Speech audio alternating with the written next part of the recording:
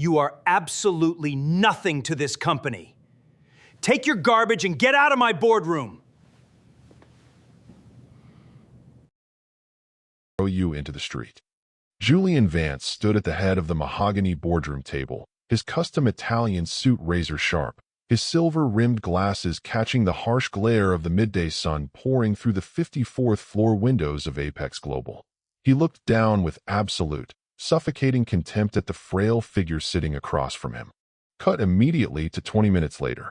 The heavy oak doors of the boardroom slammed shut with a deafening echo. Julian stood by the floor-to-ceiling glass, swirling an expensive vintage reserve in a crystal tumbler, a triumphant, jagged smile plastered across his face. He had won. The acquisition was complete. The legendary manufacturing empire, known simply as Aegis Holdings, a multi-billion-dollar titan that had mysteriously stayed private and untouchable for 3 decades, was finally bowing down to his corporate conglomerate. And the man they had just legally stripped of everything?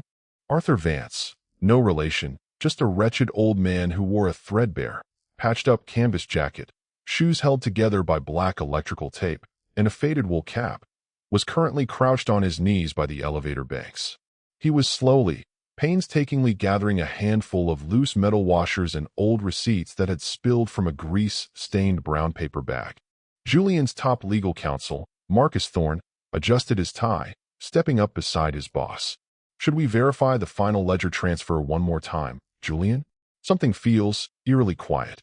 The old bastard didn't even put up a fight. He just signed the paper. Julian let out a cold, venomous laugh, watching Arthur struggle to hoist the paper bag into his arms. "Fight? With what, Marcus? Look at him. He smells like cheap instant coffee and motor oil. He's been living out of a converted shipping container behind the industrial yards for 10 years. The board of Aegis didn't fire him out of cruelty. They fired him out of embarrassment. He's a relic. And today, we buried him." Arthur, standing hunched over, turned his head slightly. His eyes, luminous, unsettlingly calm, and impossibly sharp, met Julian's through the glass. He didn't look angry. He didn't look defeated. He looked at Julian with the quiet, terrifying patience of a man watching a child hand a live grenade to a toddler. Then, Arthur parted his cracked lips and spoke 5 words that would detonate the entire corporate world. "Enjoy your last hour, Julian." To understand the magnitude of what had just transpired in the clouds of downtown Manhattan, one had to look down from the sleek, sanitized towers of wealth and descend into the absolute gutter of the city's industrial underbelly. In the forgotten fringes of Queens, where the air tasted perpetually of diesel exhaust and rusted iron, sat a ramshackle, tin-roof machine repair yard known as Vance Engineering. It looked like a junkyard that time had abandoned. Piles of scrap steel, discarded transmission gears, and weather-beaten tractor parts littered the gravel yard. In the center of this industrial wasteland sat a battered, windowless 40-foot shipping container, modified with a warped wooden door and a single, grime-caked skylight. This was Arthur Vance's home. Arthur was 72 years old, though the deep canyons etched into his weather-beaten face made him look a decade older. His skin was permanently stained with the gray grease of machinery, his hands calloused and scarred from 50 years of working raw metal with manual lathes and forge hammers. When he walked down the street, people stepped aside, not out of respect, but out of a visceral, instinctive repulsion towards someone they assumed was a destitute, homeless vagrant. He wore clothes scavenged from roadside donation bins. He ate day-old bread from the discount rack at the corner bodega. He rode the subway using coins fished out from between seat cushions. To the world, Arthur Vance was a pathetic ghost of the past, a broken man who had missed the economic boom and spent his twilight years tinkering with junk in the dirt. Yet, beneath that suffocating illusion lay a staggering, unfathomable reality. Arthur Vance was not just a mechanic. 35 years ago, he had single-handedly patented the foundational hydraulic actuator technology that now powered 90% of all modern heavy machinery, deep-sea oil rigs, and aerospace landing gear worldwide. While other inventors sold out for quick millions, Arthur quietly incorporated Aegis Holdings, retaining 100% of the voting shares under a classified, impenetrable trust structure. He didn't care about mansions, sports cars, or public adoration. He loved the smell of machine oil, the friction of steel, and the absolute truth of physics. He lived like a beggar by choice, testing the souls of men, waiting to see who would respect the worker and who would worship only the wallet. Enter the polar opposite of Arthur Vance, Julian Vance. No relation by blood, Julian was a product of unearned pedigree and hyper-inflated corporate vanity. At 38, Julian was the golden boy CEO of Apex Global, a predatory venture capital firm famous for hostile takeovers, asset stripping, and crushing small businesses under mountains of legal debt. Julian lived in a triplex penthouse overlooking Central Park, drove a fleet of custom-ordered hypercars, and wore bespoke suits stitched from the wool of rare vicuña sheep. Julian's entire worldview was built on a single, ruthless axiom. If you are not rich, you are nothing. If you are poor, it is because you are weak. For months, Julian had set his sights on Aegis Holdings. The secretive tech giant had sat quietly in the industrial sector, generating billions in silent, compounding dividends while maintaining a modest corporate footprint. Julian, driven by a pathological need to dominate every market, had orchestrated a complex, aggressive financial siege. Through shell companies, whispered intimidation, and corrupted board members, he had forced a hostile buyout of Aegis's operational leadership. And today, through legal trickery, coercion, and a fabricated liquidity crisis, Julian had finally cornered the company's designated operational custodian, a stooped, silent old man named Arthur Vance, whom Julian mistakenly believed was nothing more than an aging, low-level factory manager holding the master keys to the vault. Julian didn't know that the keys he had just acquired were about to unlock his own executioner. The boardroom of Apex Global was designed to intimidate. The walls were lined with dark, imported African teak. The lighting was dim and atmospheric, focused entirely on casting dramatic shadows across the faces of anyone sitting in the hot seat. Arthur Vance sat at the far end of that massive table. He had been summoned there under the pretense of finalizing operational transition protocols. In reality, Julian Vance and his executive board wanted a live audience for their victory lap. Julian paced slowly behind his high-backed ergonomic leather chair, swirling his pen like a conductor's baton. He looked down at Arthur with a smirk so wide it strained his jaw. "Let's be entirely transparent here, Arthur," Julian began, his voice dripping with condescension as he clipped every syllable. "Looking at you sitting there in that fascinating jacket, which I sincerely hope you take with you when you leave, makes me wonder how a company as massive as Aegis ever managed to keep its lights on with you at the helm of its industrial division." Arthur didn't flinch. He didn't look up from his hands, which were resting quietly on the polished wood. One of his thumbnails was stained permanently black with carbon. Marcus Thorne chuckled on cue, leaning forward and resting his elbows on the table. "Julian, be fair. Arthur's generation had a certain charm. Back when hammers were made of iron and men had no ambition beyond a hot meal and a pat on the back. But the modern global economy doesn't run on grease and sentimentality, Arthur. It runs on leverage, algorithmic trading, and aggressive restructuring. You were a dinosaur in a world that requires apex predators." Silence stretched across the room, heavy and suffocating. The other board members, men and women in $1,000 dresses and tailored suits, smiled politely, enjoying the sport. To them, Arthur was a helpless animal trapped in a cage, poked and prodded for their entertainment. Julian walked around the table, stopping directly behind Arthur's chair. He leaned down, invading the old man's personal space, speaking in a low, conspiratorial whisper meant to demean. "Here is what's going to happen, old man," Julian purred. "We're going to take Aegis Holdings, strip away its bloated legacy infrastructure, lay off every single grease monkey working in those outdated Queens machine shops, and pivot the whole portfolio into AI-driven real estate development. Your little metal shaping legacy? It's going to be paved over for luxury high-rises. And your name? Nobody is ever going to remember it." Arthur slowly raised his head. His eyes were as steady as a granite monolith. He didn't raise his voice.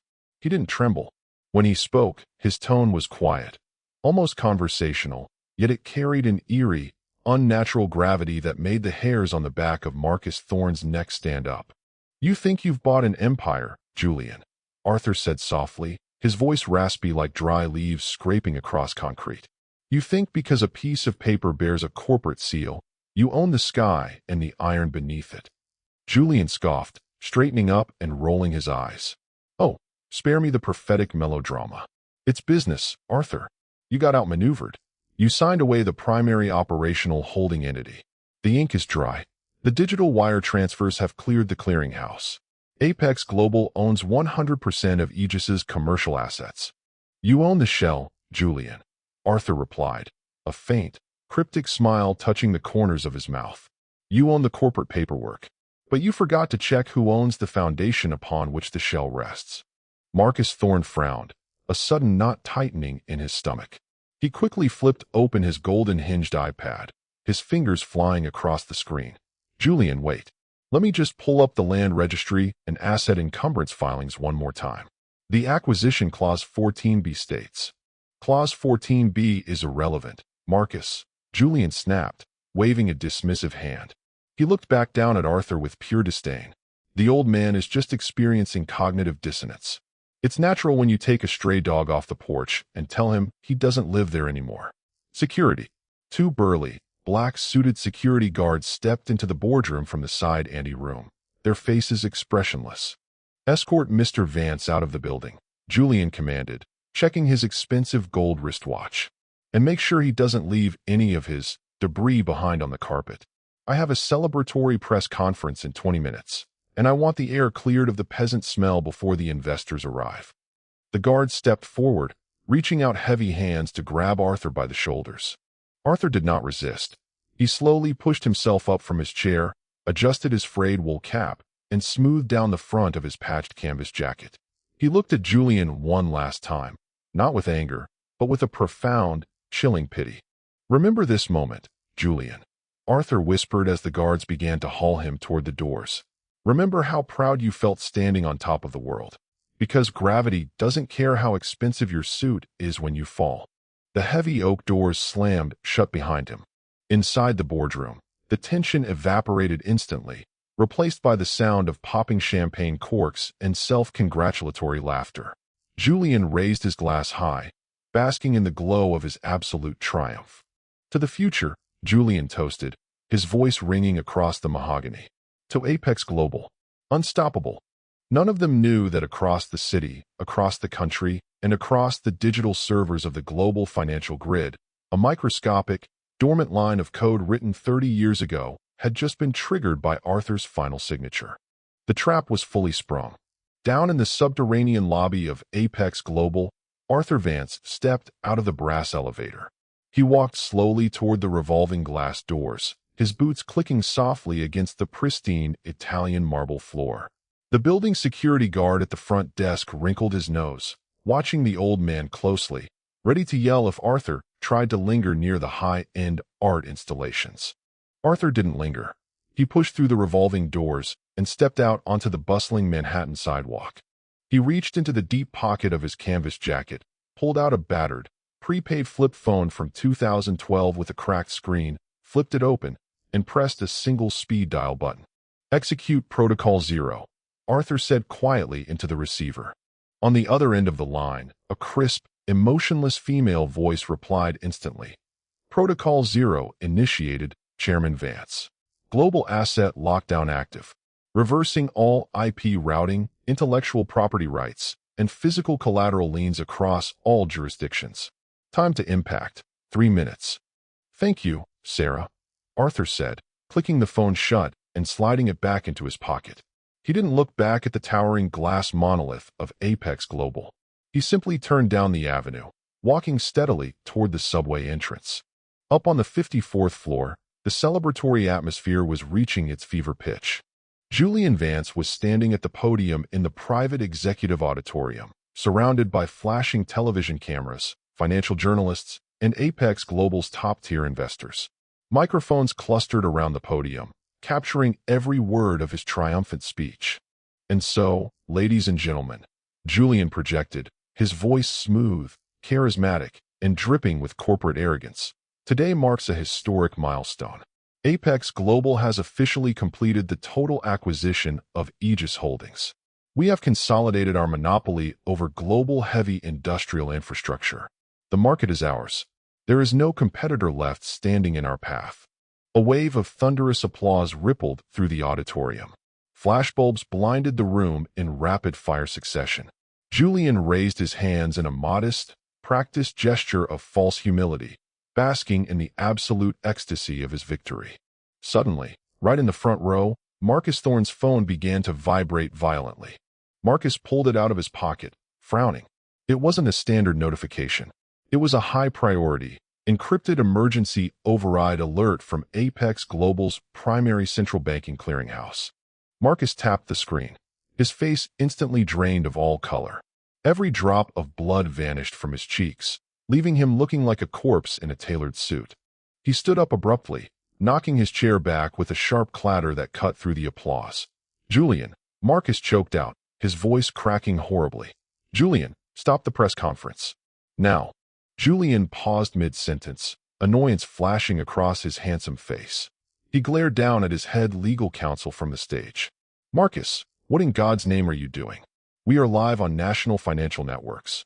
"Julian, look at your terminal." Marcus screamed, his composure shattering completely as he sprinted down the aisle toward the stage, holding his phone out like it was about to explode. "The acquisition, it didn't go through. All our liquid capital accounts, they're frozen." "Stop exaggerating, you fool." Julian laughed nervously, attempting to play it off for the cameras. "The wire transfers cleared 3 hours ago. I saw the green checkmark myself." The green checkmark was a decoy loop. Marcus roared, leaping onto the edge of the stage and shoving the phone directly into Julian's face. "Look at the master ledger. Aegis Holdings wasn't bought by us. We were bought by Aegis." Julian snatched the phone from Marcus's trembling hands. His eyes scanned the cryptographic data streaming across the screen. His breath hitched in his throat. The numbers didn't make sense. Every single dollar of Apex Global's operating capital, every subsidiary holding, every offshore account, every real estate trust, and every line of credit had been automatically rerouted through a master cryptographic smart contract embedded deep within Aegis Holdings' founding charter. And the sole beneficiary listed on the master ownership deed? Arthur Vance. "No," Julian whispered, his voice trembling as panic clawed at his chest. "No, that's impossible. We audited them. We checked the registry. He was just a homeless mechanic." Before Marcus could answer, every single television screen, computer monitor, and digital display inside the auditorium flickered violently. The bright corporate logo of Apex Global vanished in an instant, replaced by a stark, pitch-black screen. In glowing white text across every monitor in the room, a single legal declaration appeared. Notice of asset forfeiture and liquidation. Apex Global Corp has been declared insolvent. All assets, patents, real estate, and holdings have been seized under Clause 1.1 of the Global Intellectual Property Sovereignty Act. Owner and sole controller, Arthur Vance. Dead silence descended upon the auditorium. The journalists stared in stunned disbelief. The camera lenses slowly panned back toward Julian, whose face had gone chalk white, sweat beading heavily on his forehead. Then, Julian's personal smartphone began to ring incessantly. It was his primary investment banker, then his prime broker, then the Federal Securities Commission. Julian dropped the phone. It shattered against the stage floor. He looked out across the silent room, the terrifying realization crashing over him like a tidal wave of lead. He hadn't destroyed the beggar. The beggar had just eaten his entire empire alive. 2 hours later, the 54th floor executive suite of Apex Global was entirely empty of celebration. The journalists had fled. The investors had vanished like ghosts in the sunlight. The security guards had already received automated pink slips sent directly from a new central payroll server located in Queens. Julian Vance sat alone at the massive mahogany boardroom table. His custom Italian jacket was unbuttoned, his tie pulled loose, his hair disheveled. He stared blankly at the polished wood surface, completely broken, the hyper-confident billionaire facade shredded into dust. The heavy oak doors clicked open. Footsteps echoed softly across the floor. Julian didn't look up. He didn't have to. Arthur Vance walked into the boardroom. He wasn't wearing a suit.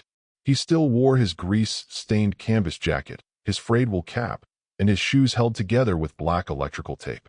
In his hand, He carried a simple brown paper bag containing a few loose metal washers and old receipts. Arthur stopped at the head of the table, right where Julian had stood just hours before. Julian slowly raised his head, his eyes bloodshot, filled with a mixture of burning hatred and desperate humiliation. "What do you want?" Julian croaked, his voice cracking. "You ruined me. You took everything. My company, my money, my reputation. Are you here to gloat? To have me thrown into the street?" Arthur looked down at Julian with eyes that held no malice, no triumph, and no anger. Just a profound, heavy sadness. "I didn't ruin you, Julian," Arthur said softly, his voice echoing in the vast, empty room. "You ruined yourself the moment you decided that a man's worth is measured by the price tag on his jacket and the cruelty in his heart." Arthur walked slowly around the table, stopped right beside Julian's chair, and reached down into his paper bag.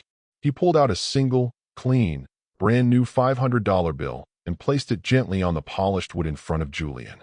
"What is this?" Julian whispered, staring at the bill. "Severance," Arthur replied calmly.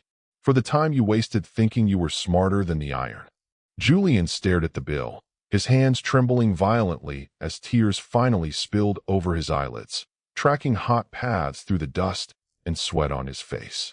He opened his mouth to speak, but no words came out. Arthur turned his back, adjusted his wool cap, and began walking slowly toward the exit. At the threshold of the boardroom, Arthur paused, glancing back over his shoulder one last time. "Next time you look down on a beggar, Julian," Arthur said quietly, his voice carrying the calm, absolute authority of a king walking through his own kingdom, "remember that you might just be standing on his front porch." The heavy oak doors clicked shut behind him, leaving Julian alone in the silence, holding a single bill in the ruins of an empire he never truly owned.